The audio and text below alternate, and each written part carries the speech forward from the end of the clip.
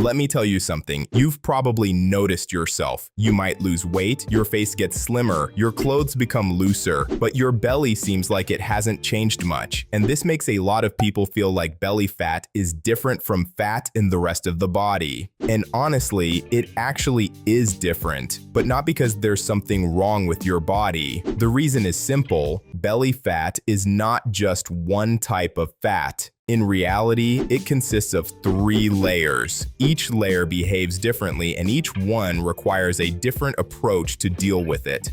Many people think they failed because they lack discipline, but the truth is that they're simply using the wrong plan at the wrong stage. In this video, we'll understand how belly fat actually works and why body fat disappears from certain areas before others, and this applies to both men and women. The shape may be different, but the way the body works is the same. Now let's understand an important point. Belly fat is not just about appearance. It's fat that interacts with your body's hormones, especially a type called visceral fat, which is the deep fat surrounding your organs. That's why excess belly fat is linked to problems like diabetes, heart disease, and metabolic issues. But the most important thing you need to know is this: your body does not burn fat evenly. The body starts with easier areas, like the arms, legs, and chest, while the belly is often the last place to become slimmer. Let's start with the first layer. The outer layer of belly fat is usually where most people begin. This is simply the soft fat that covers your stomach from the outside. There's no visible abdominal definition, no clear shape underneath, just a soft layer covering everything. For men, this layer usually appears when body fat is above around 20%, and for women, above roughly 28%. And this stage is where many people start to feel frustrated. Why? Because they expect their belly to disappear first, but what actually happens is different. Your body starts burning fat from the areas it's more willing to let go of first. So if you're working out and staying consistent, but your stomach hasn't changed much yet, that's not failure. It's a normal part of the process. And if you want to get through the first layer without exhausting yourself unnecessarily, there are 4 simple things to focus on. First, do resistance training 3 times a week so your body burns fat instead of losing muscle. Second, make sure you have a clear source of protein in every meal to help control hunger. Third, walk at least 8,000 steps a day because walking burns calories without exhausting you. Fourth, track your morning weight and aim to lose around ½ kilogram per week. The first layer is not a speed race, it's a consistency race. And the biggest danger here is not doing too little. The real danger is giving up too early, because your eyes can trick you. That's why progress photos are important, not so you obsess over your stomach every day, but so you can see the changes happening in the rest of your body while your stomach catches up. So keep one simple rule in mind during the first layer. Don't judge your plan based on how your stomach looks after 2 weeks. Judge it based on 3 things: your average weekly weight, your waist measurement, whether you're still sticking to the plan or not. A lot of people quit before they even finish the first layer. And if you don't make that mistake, you'll move on to the next stage. The second layer is the stage where progress usually starts to slow down. For men, this often happens when body fat reaches around 15%, and for women, around 23%. This is where many people start saying, "I'm doing the same things," but the results have stopped.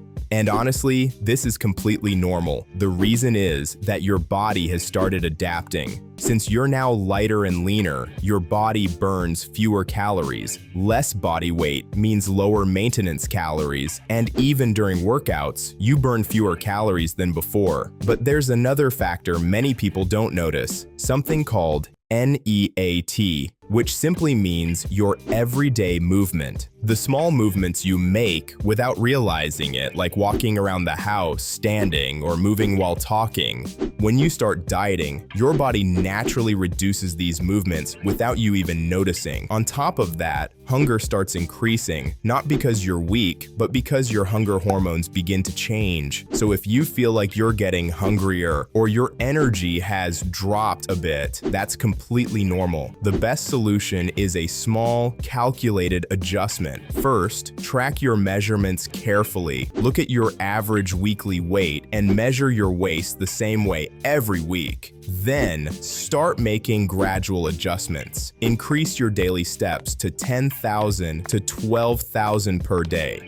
Train 4 days a week instead of 3. Track your calories instead of relying on guesswork. A simple starting rule. Take your body weight in pounds and multiply it by 10 to 12 calories. It's not a perfect number, but it gives you a clear starting point. At this stage, food quality also becomes more important. Keep your protein intake high and focus on foods that keep you full, such as vegetables, fruits, potatoes, lean protein sources. The second layer does not reward extreme intensity, it rewards patience and proper execution. And if you can get through this stage, you'll reach the final one. Okay, let me be honest with you from the start. The third layer is the most stubborn type of belly fat. It's usually found in the lower stomach and around the love handles. This last small layer of fat makes many people feel like they're very close to their goal, but still not quite there.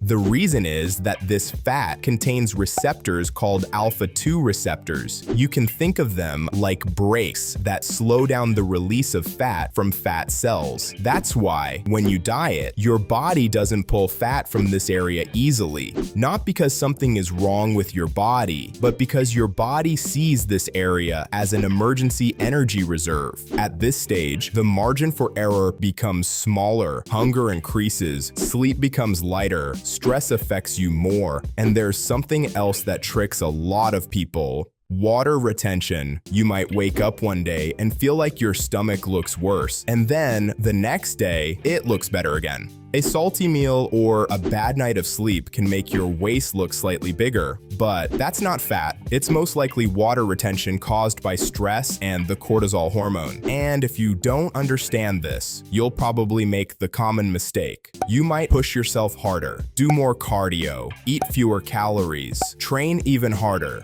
But most of the time, this leads to the opposite result. The solution at this stage is strategy. Keep these rules in mind. First, don't judge your stomach day by day. Only track weekly progress. Second, protect your sleep because sleep is an important part of dieting. Third, train hard enough to maintain muscle, but without exhausting yourself. And here's a truth that many people don't talk about. The third layer is optional. Not everyone needs to reach it. If getting to that last percentage of body fat starts making your life harder and increases stress and hunger, then sometimes the smarter decision is to stop there. Maintain your body, build muscle, and enjoy your life. And if you want to later, you can always come back and continue. And always remember, belly fat is not stubborn because you failed, it's stubborn because it's part of your body's strategy. Alright, now tell me, what stage are you at right now? Just starting, already making progress, or still fighting that stubborn fat that still resists to move out? Let me know in the comments. If this video helped, hit the like button. And if weight loss still feels harder than it should be, I made a video on 10 tricks to make fat loss easier. No weird nonsense, just stuff that actually helps. Go watch that next, and you'll thank me later.